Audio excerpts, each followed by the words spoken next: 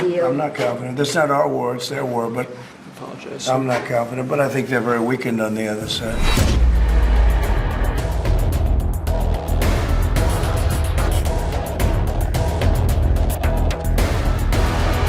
बिस्मिल्लाहिर्रहमानिर्रहीम, अस्सलाम वालेकुम नाज़रीन। डोनाल्ड ट्रंप ने गुज़श्ता रात को अपने सदारती ओहदे का उसने हल्फ उठा लिया और अमेरिका का वो 47वां वो सदर बन गया। अब उस सदर बनने से पहले एलॉन मस्क ने एक स्टेटमेंट दी थी, द किंग इज बैक, और ये उसने साबित कर दिया कि वाकई किंग वापस आ चुका है उसने अपना हल्फ उठाने के बाद। नाज़रीन, जैसे ही ट्रंप ने हल्फ उठाया, हल्फ उठाने की तकरीर के दौरान उसने कई ऐसी स्टेटमेंट्स दी जिससे ये दुनिया ने महसूस किया कि वाकई किंग इज बैक। उसने स्टेटमेंट दी जब उसने हल्फ उठाने के बाद तकरीर दी तो उसने कहा कि आज के बाद कोई भी शख्स, कोई भी मुल्क, कोई भी ऐसा बंदा इस दुनिया में नहीं होगा जो अमेरिका से फायदा उठा सके। अब अमेरिका से फायदा उठाने वाला सबसे बड़ा जो मुल्क है वो इसराइल है। असलहा, इमदाद, बारूद, गोला, हर चीज वो अमेरिका से लेता है।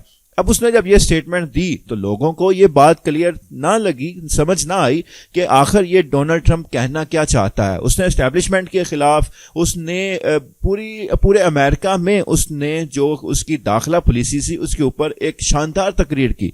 उसमें उसने कई बातें की, मगर जो सबसे अहम पॉइंट जो सबसे पहले मैं डिस्कस करना चाहूंगा उसके ऊपर वो फलस्तीन को लेकर, गजा को लेकर है। अब जब उसने सदारती तकरीर के दौरान उसने ये बयान दिया कि अमेरिका से कोई फायदा नहीं उठा सकेगा, इसके ऊपर तो कोई बात मतलब क्लियर नहीं थी। फिर बाद में जब वो अपने व्हाइट हाउस ऑफिस में पहुंचा, वहां पर बैठकर जब उसने एंट्री दी और वहां पर फाइलों के ढेर लग गए जहां पर उसने साइन करने थे। वो साइन करने वाली पहली फाइल वो फाइल थी जो वाशिंगटन डीसी में कैपिटल हिल पर हमले में मुलव्विस थे। वो 1500 अफराद जिसको एस्टेब्लिशमेंट के कहने पर उनको गिरफ्तार कर लिया गया था, उसने सबसे पहले साइन उस फाइल पर किए और उसने 1500 अफराद को मुआफ करते हुए फौरी तौर पर रिहाई का ऐलान कर दिया। अब इसमें उसने क्या स्टेटमेंट दी और इनको क्यों रिहा किया और एस्टेब्लिशमेंट को क्या पैगाम दिया, ये इसके बाद मैं आपको डिस्कस करूंगा।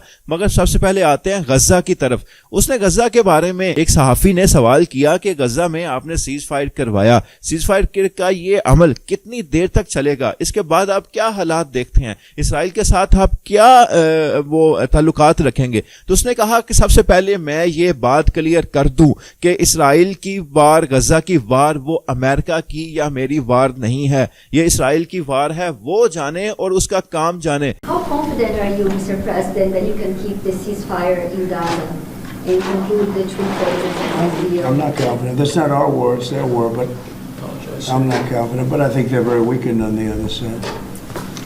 Do you support the truce deal? Gaza, what? I looked at a picture of Gaza. Gaza is like a massive demolition site. That place it's really got to be rebuilt in a different way.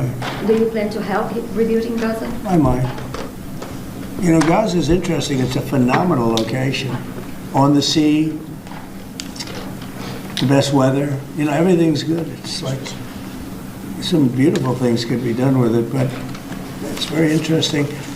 But some fantastic things could be done with Gaza. हम इस जंग में नहीं आने वाले, ये clear पैगाम Donald Trump ने अपने व्हाइट हाउस के ऑफिस में सदारती कुर्सी पर बैठकर उसने ये स्टेटमेंट दे दिया कि आज से इसराइल और गजा की वार जो है वो इसराइल की वार है, वो अमेरिका की वार नहीं है। हम कोई मदद नहीं करेंगे, कोई चीज उसको नहीं जाएगी। अब जब उसने सदारती तकरीर में भी ये बयान दे दिया था कि अमेरिका से कोई फायदा नहीं उठा सकेगा, अब उसकी जो एक्सप्लेनेशन थी वो मिल गई आपको कि उसने कहा कि इसराइल की जंग, गजा की जंग जो है वो इसराइल की जंग है, वो ये अमेरिका की जंग नहीं है। अब इसके बयान के बाद क्या होगा? इस बयान के साथ साथ उसने ये भी कहा कि गजा बहुत खूबसूरत है, उसके साथ साहिल है, मतलब साहली समुंदर का इलाका है उसका, वहां पर गजा खूबसूरत है, मैंने देखा है, तस्वीरें देखी हैं, वो एक खूबसूरत इलाका है और उसको एक नई तरह से तामीर किया जा सकता है। मगर उसने कहा कि इसको खंडर बना दिया गया है और इसको दोबारा एक नई तमीर से, नए तर्ज से, नए अंदाज से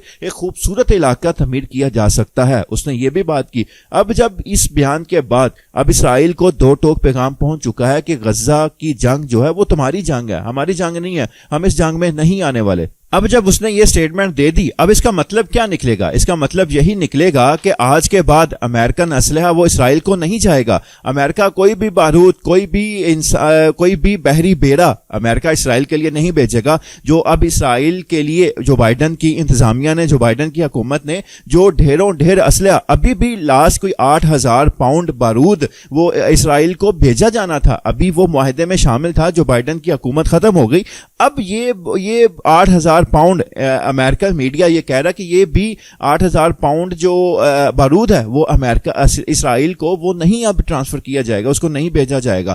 اب یہ مکملی طور پر اسرائیل اپنے اوپر ڈیپینڈ کرے گا، اور یہ اسرائیل اکیلے جنگ لڑ ہی نہیں سکتا. اسرائیل کو مدد کی ضرورت ہے. اسرائیل کتنی دیر یہ جنگ لڑے گا؟ اس کے پاس اسلحہ امریکہ کا، اس کے پاس جہاز امریکہ کے، بارود امریکہ کا، اس کے پاس اگر کوئی گنز ہیں وغیرہ، مگر ٹوٹلی وہ ڈیپینڈ کرتا ہے امریکہ کے اوپر. جب امریکہ اسرائیل کے پیچھے سے ہٹ جائے گا، امریکہ نے جب یہ ہاتھ کھینچ لیا اپنا اسرائیل کے پیچھے سے، تو اسرائیل زیادہ دیر تک یہ جنگ لڑ ہی نہیں سکتا. اس کے پاس اتنی طاقت، صلاحیت، اس کے پاس اتنا اسلحہ، اس کے پاس اتنا مال و دولت ہے ہی نہیں. وہ امریکہ کے بل بوتے وہ یہ جنگ لڑتا ہے. اور جب ٹرمپ نے آتے ساتھ ہی پہلے دن یہ بیان دے دیا کہ یہ جنگ تمہاری جنگ ہے، ہماری جنگ نہیں ہے، تو اب یہ باتیں شروع ہو چکی ہیں کہ اب یہ جنگ کس کروٹ بیٹھتی ہے. آیا اسرائیل آگے جا کر جنگ کرتا ہے، یا وہ امریکہ کے پیچھے ہٹ جانے کے بعد وہ امن معاہدے کو اب وہ طویل کرتا جائے گا.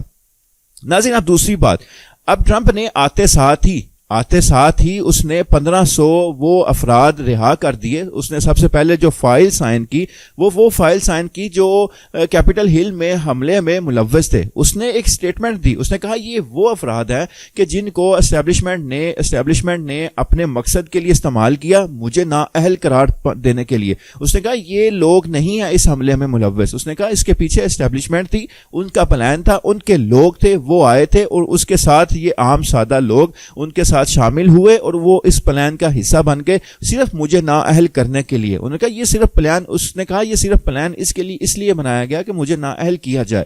مگر اس نے کہا کہ یہ سارے بے قصور ہیں، ان کے لیے عام معافی کا میں اعلان کرتا ہوں، اور فائل پر سائن کر دیے. اور یوں سائن ہوتے ہی وہ 1500 افراد جو کیپٹل ہل پر حملے ہوئے ملوث تھے ان کو رہائی نصیب ہو گئی. وہ سائن ہوتے ہی وہ رہا ہو گئے. کام ہے جو ٹرمپ نے آنے کے بعد کیا، اس سے آنے سے پہلے، صدارتی حلف اٹھانے سے پہلے جو اس نے کام کیا وہ دنیا نے دیکھا. اس نے وعدہ کیا تھا کہ میں سیز فائر کروا دوں گا، یہ جنگ میں بند کروا دوں گا. تو وہ وعدہ اس نے کر کے دکھایا اپنے حلف اٹھانے سے پہلے ہی. اس نے کہا میں یہ وعدہ کرتا ہوں کہ میں صدر بنا تو میں یہ سیز فائر کروا دوں گا، غزہ کی جنگ میں بند کروا دوں گا. اب اس نے ابھی حلف اٹھایا نہیں تھا، وہ صدر بنا نہیں تھا، مگر اس نے پہلے ہی یہ دنیا کو دکھا دیا کہ میں یہ کر سکتا ہوں، اور اس نے وہ کروا دیا. اب جب اس نے صدر بننے کے بعد اختیارات مل گئے، ایک وہ چیز جو صدر بننے سے پہلے نہیں تھی، پھر بھی اس نے غزہ جنگ بند کروائی. مگر اب جب وہ اختیارات مل گئے تو اب وہ بیان دے رہا ہے کہ اسرائیل کی جنگ وہ تو اسرائیل اور غزہ کی جنگ وہ تمہاری ہے، ہماری نہیں ہے، ہم اس جنگ میں شامل نہیں ہوں گے. تو یہ ایک دو ٹوک پیغام ہے اسرائیل کو، اور یہ بیان سن کر یقیناً اسرائیل کے پیروں تلے زمین نکل چکی ہوگی.